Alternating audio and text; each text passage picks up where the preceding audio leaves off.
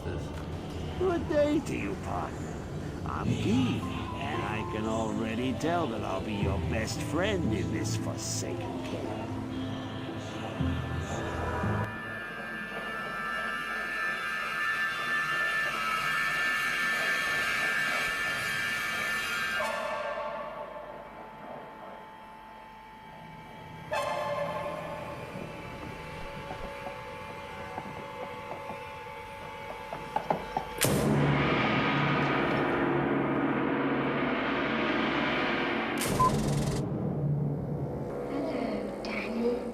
Hey guys, Weed Solo here, aka the Skeleton King.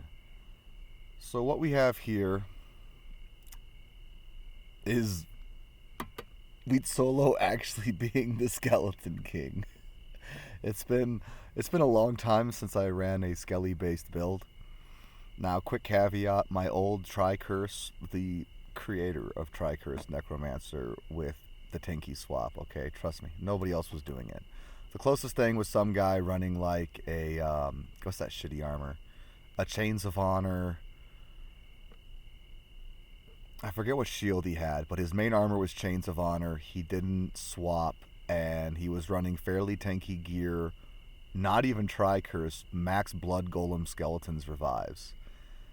I was like the first Necro in a group to play Tri-Curse with Skeletons with a really tanky swap. I mean, I really was, okay? I really did make this build. But back then we didn't have archers.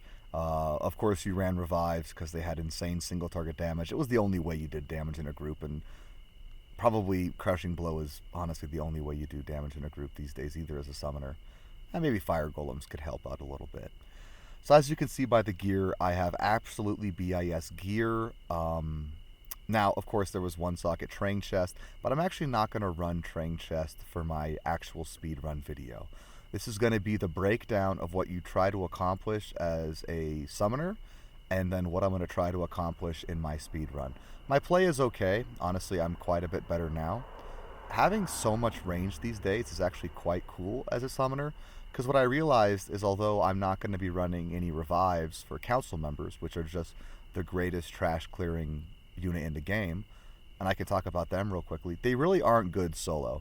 Like if you run, this one guy has like a max revive, max desecrate build, and if you're going to pump 20 points in the desecrate, you really don't have enough summon support for them. And at that point, Moonlords, Thrashers, or Udwars would be your best bet. Probably if you're going just revives like that, or mainly revives, then Moonlords really would be your best bet, because they have the consistent damage, they don't need to rely on a percent chance proc, and they're also just clearly the fastest summon, or the fastest high damage summon. They might actually be the fastest summon. Nah, they can't be, but they're really fast. Okay, so with all these archers and mages, I can actually warp before things are dead. Obviously, there's always kind of a what is a full clear. Now, as a summoner, I'm only going to be doing 90+%. I give summoners a lot of leeway. In fact, I give every single every class in the game a lot of leeway when it comes to a full clear. Because in my opinion, a speedrun should be optimal, and optimal play would not be killing every enemy in a map. Now, of course, you can make any category you want, and that was the counter argument Toadflax brought up when I said we should skip bosses and make that the main category. And we could have, I guess, a category for boss skipping and a category for non-boss skipping, because obviously there's classes in this game that can kill a boss much quicker than the Necromancer could. Now, I'm running Act 1 Faith with Teamite. Technically, I think Act 5 Whirlwind is clearly more damage, but I really am not going to need more damage. Okay, so with the kind of gear I have, where I've got the 58, 57 Skelly Warrior, Skelly Mage, maybe a T3 you would notice the Act 5 Whirlwind, but besides that, and of course a boss, but really on a boss, if I stomp him, he's going to die really quickly. There is an issue that archers are pretty squishy, so I don't like to stomp very much. By the way, in this map, you can notice I'm not really trying to go for a speed clear. I'm trying to go for a fast play, and I'm stopping to do the map events and things like that. I can talk about that real quickly. Okay, map events sometimes don't spawn.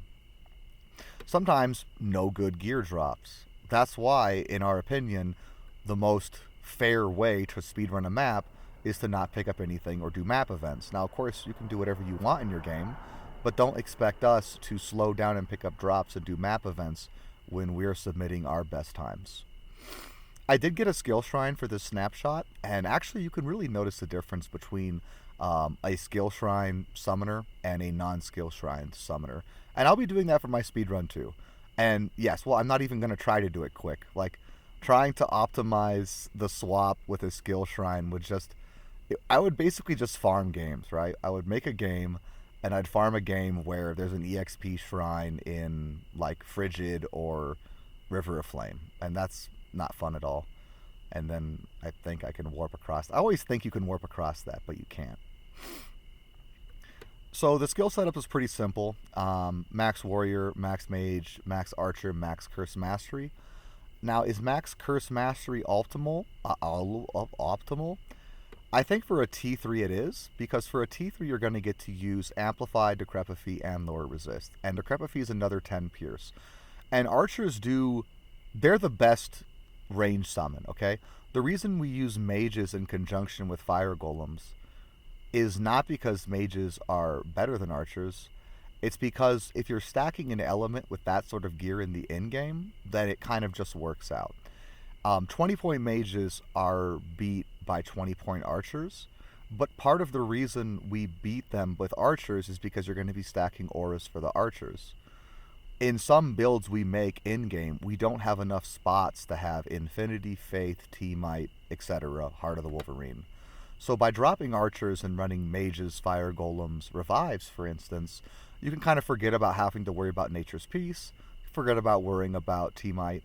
You still really do want Faith or Beast, but just the fact that you could run like a Oak Sage or something like that, it really does help out. In fact, when I'm running Max Energy, which of course I am, it's just the right option now for every single Necromancer in the game. Maybe Bone? That doesn't make any sense. Yeah, it's just the right option. Again, you do want high max res. Like, probably 80 is enough. I think on this build I'm only running 80. I want to get a little more for my in-game build. But 80 with 900 health and the insane bone armor you get these days, trust me, it's so smooth. Like, I don't even worry about FHR. My Tanky swap isn't finished yet either. Kind of the reason why I'm still using the +1 Trangs.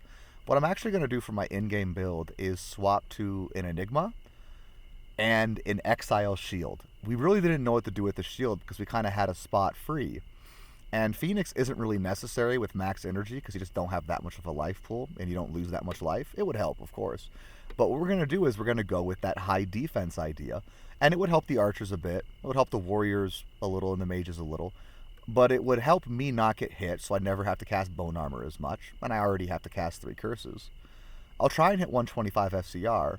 But with the Exile Shield, I think 75 FCR Tri-Curse will be more than enough. And the biggest thing is I'm going to prioritize defense on my Merc's gear too. And she can die. That's one of the dumbest things about Act 1 Merc. But with Exile, all my summons, and Tri-Curse, I think I'm going to post some pretty good times. I think I covered everything, guys. Oh, Snapshot gear is really important. Like, you don't have to run it, but just say you're lazy. Don't say it's better to not run Snapshot gear. Like, if you're using a Shaco, you're kind of a scrub. Skelly King out. Play with us.